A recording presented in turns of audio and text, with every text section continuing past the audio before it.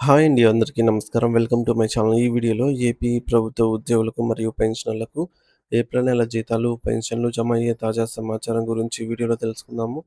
Video అయితే ఎక్కడే కానీ స్కిప్ చేయకుండా ఎండ్ వరకు చూసేయండి. అప్పుడు ఇన్ఫర్మేషన్ పూర్తిగా అర్థమవుతుంది. అలాగే వీడియో చూస్తున్న ప్రతి ఒక్కరు వీడియోకి లైక్ చేయండి ఫ్రెండ్స్. ఈ వీడియోని తోటి ఉద్యోగ, పెన్షనర్ మిత్రులతో అయితే షేర్ చేయండి. కొత్తగా మన ఛానల్ చూస్తున్న వారు ఇంకా ఎవరైనా సబ్స్క్రైబ్ చేసుకోకపోతే వెంటనే మన ఛానల్ అయితే సబ్స్క్రైబ్ చేసుకోండి. సబ్స్క్రైబ్ చేసుకోవడం వల్ల నేను చేసే ప్రతి ఒక్క వీడియో మీ వరకు రీచ్ అవుతుంది. ఇక ఆలస్యం చేయకుండా వివరాల్లోకైతే వెళ్ళిపోదాము. ఫ్రెండ్స్, ఇక విషయానికొచ్చినట్టయితే ఆంధ్రప్రదేశ్ రాష్ట్ర ప్రభుత్వ ఉద్యోగులు మరియు పెన్షనర్లకు ప్రస్తుత నెలకు అంటే ఏప్రిల్ నెలకు సంబంధించి జీతాలు, పెన్షన్ల పే స్లిప్స్ అందుబాటులోకి అయితే వచ్చాయి.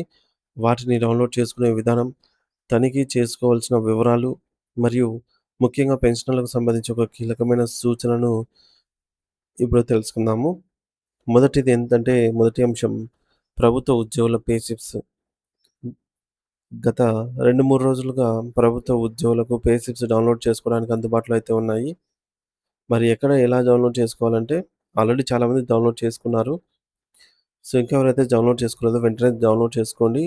ఎలా డౌన్‌లోడ్ చేసుకోవాలంటే ఉద్యోగులు తమ పే స్లిప్స్‌ని ప్రభుత్వ అధికారిక ప్లాట్‌ఫామ్ అయినటువంటి ఈ నిధి పోర్టల్ మొబైల్ యాప్ ద్వారా అయినా డౌన్‌లోడ్ చేసుకోవచ్చు. లేదంటే సీఎఫ్ఎంఎస్ అధికారిక వెబ్‌సైట్ ద్వారా అయినా డౌన్‌లోడ్ చేసుకోవచ్చు ఉద్యోగులకైతే.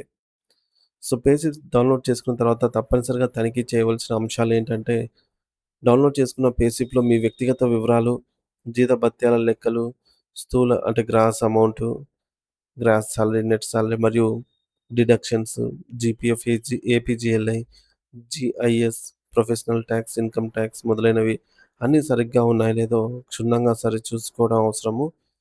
ఆదాయపు పన్ను, ఇన్‌కమ్ టాక్స్ గమనిక.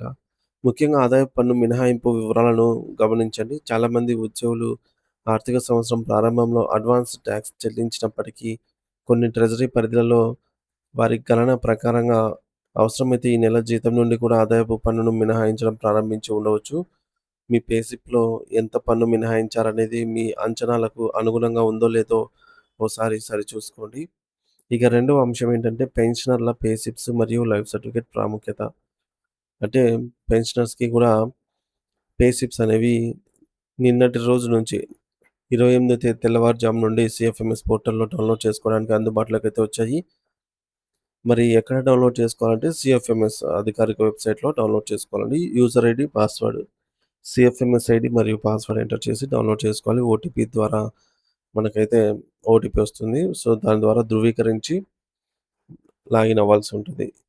సో, పెన్షనర్స్ పే స్లిప్‌లో డౌన్‌లోడ్ చేసుకున్న తర్వాత తనిఖీ చేయవలసిన అంశాలేంటంటే, పెన్షనర్స్ తమ పే స్లిప్‌లో పెన్షన్ మొత్తం ఎంత ఉంది? అలాగే అదనపు పెన్షన్ వచ్చిందా లేదా? కరువు భత్యం డీఆర్ అనేది వచ్చిందా? ఎంత వచ్చింది? అలాగే ఇతర మినహాయింపులు ఈహెచ్ఎస్ సంబంధించి, అడ్వాన్స్ టాక్స్ రికవరీ సంబంధించి అప్లికబుల్ ఉన్న వారికి అంటే టాక్స్ అనేది కొందరికి పడదు, కొందరికి పడుతుంది. సో, వారికి అలాగే సరిగ్గా ఇవన్నీ ఉన్నాయో లేదో తనిఖీ చేసుకోవాలి.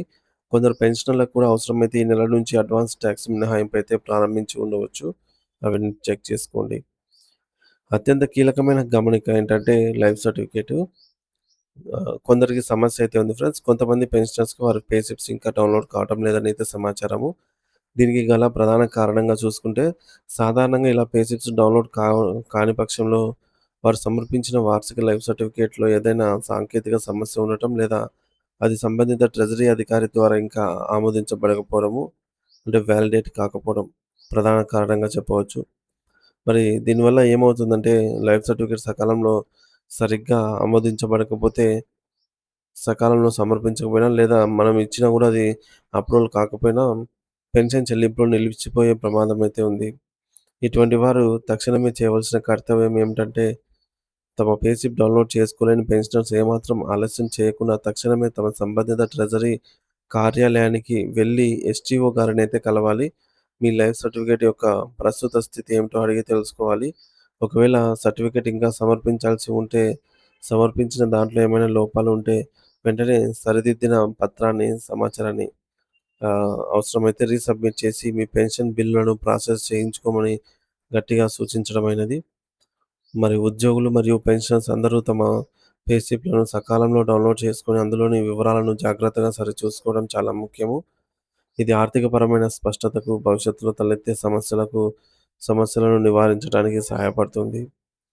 ముఖ్యంగా పెన్షనర్స్ లైఫ్ సర్టిఫికేట్ విషయంలో అప్రమత్తంగా అయితే ఉండి, సమస్య ఎదురైతే తక్షణమే ట్రెజరీ కార్యాలయాన్నయితే సంప్రదించాలని కోరటం జరిగింది.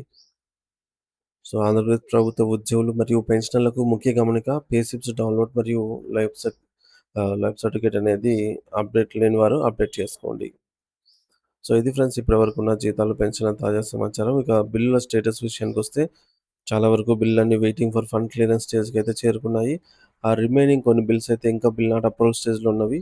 రేపటి లోపల వెయిటింగ్ ఫర్ ఫండ్ క్లియరెన్స్ స్టేజ్‌కి గానీ, లేదా ఆర్‌బీఐ ఈక్వెస్ట్ స్టేజ్ గాని చేరుకున్నట్లయితే మనకు మే 1 తేదీనే జీతాలు, పెన్షన్‌లు జమ కావడానికి అవకాశం అయితే ఎక్కువగా ఉంటుంది. బిల్లులలో కదలికను బట్టి ఎప్పటికప్పుడు తాజా సమాచారాన్ని మన ఛానల్ ద్వారా అందిస్తూనే ఉంటాను. సో, మన ఛానెల్‌ని ఇంకెవరైనా సబ్స్క్రైబ్ చేసుకోకపోతే వెంటనే సబ్స్క్రైబ్ చేసుకొని అప్డేట్స్ అయితే ఫాలో అవుతూ ఉండండి. Thank you for watching this video.